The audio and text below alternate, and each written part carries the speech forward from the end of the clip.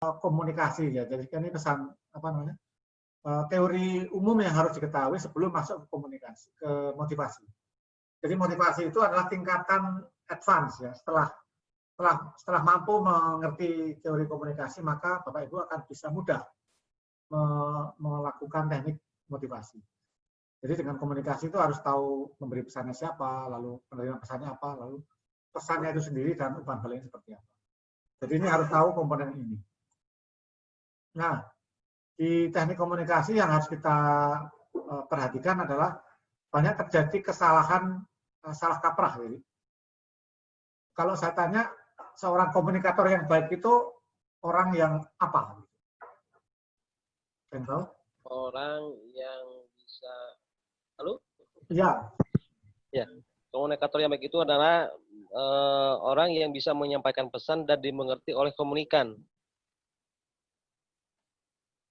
Komunikator itu harus bisa pandai berbicara gitu ya, menyampaikan pesan. Betul. Oke.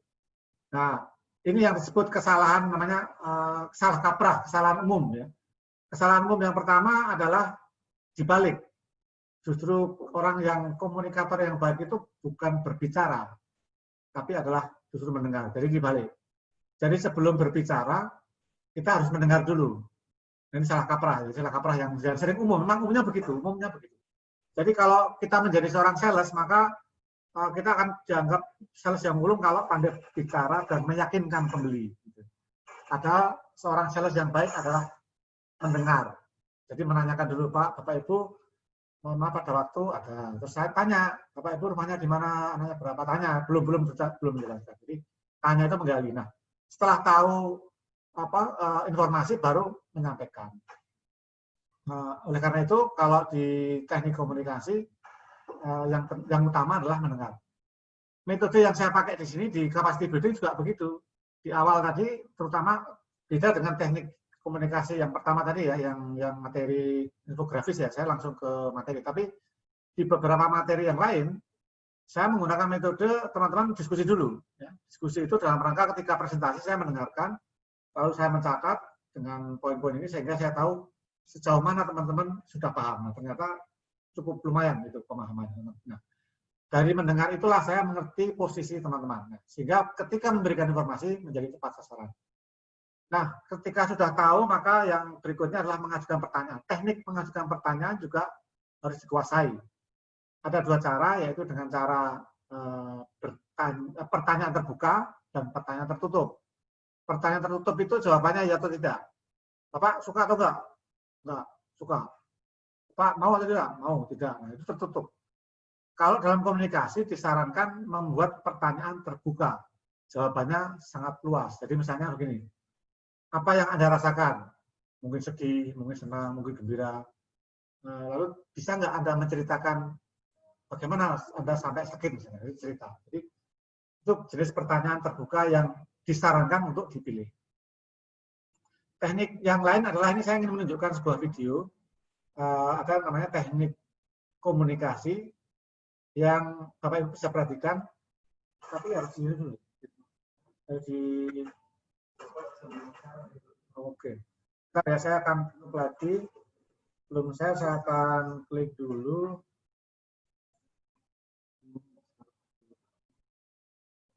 Oh ini. Ini. Oh ini. Tujuannya ya. Oh ini. Ya, teman-teman silakan menyimak video ini. Ini ada salah satu contoh video tentang bagaimana seseorang menerapkan teknik hening. Jadi ternyata waktu berbicara itu ada saat hening. Jadi tidak langsung nyerocos seperti saya. Saya itu kelemahannya terlalu cepat. Sudah keluar yang namanya mobile internet.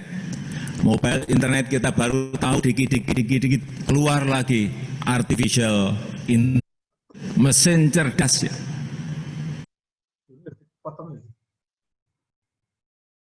Potong ya. Ikuti kalau kita tidak ingin ditinggal oleh zaman, ditinggal oleh negara-negara yang lain.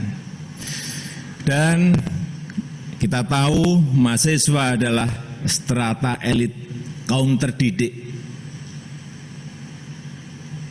di semua negara, dan khususnya negara kita Indonesia. Oleh sebab itu, mahasiswa khususnya PMII, Pergerakan Mahasiswa Islam Indonesia, harus menjadi bagian dari solusi, harus menjadi bagian dari solusi bangsa ini. Ya, itu adalah teknik komunikasi dengan cara hening. Ya. Jadi teman-teman tadi perhatikan Pak Jokowi tidak bicara terus gitu ya. Jadi ada teknik yang dia pakai, ada saatnya dia berhenti, membuat orang menunggu-nunggu. Jadi kalau Anda masih melihat, nunggu ya, gitu. Jadi ada teknik yang hening, jadi ada dia ngomong panjang, tiba-tiba berhenti. Nah, saat berhenti itu sebenarnya membuat orang konsentrasi, menunggu. Nah, menunggu itu kan kemudian seperti orang dikirim untuk konsentrasi, menunggu apa pesan berikutnya. Nah, biasanya pesan penting itu ditaruh setelah hening. Jadi kalau kita ingin menaruh satu pesan yang penting, jangan ngomong lancar gitu. Ngomongnya betul berhenti, terus orang menunggu. Nah, baru menyampaikan. Itu namanya teknik hening. Ya. Nah, berikutnya saya akan share lagi video yang lain dengan teknik yang lain.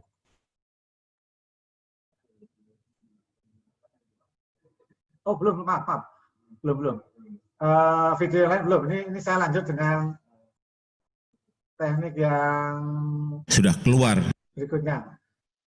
Ada teknik komunikasi yang kita pakai, yaitu menggunakan perilaku nonverbal. Ya, nonverbal itu sesuatu yang bahasa tubuh, seperti wajah, ada mata, ada bibir, ada telinga, ada gerakan tangan, gerakan kaki, gerakan tubuh itu seorang komunikator harus memperhatikan.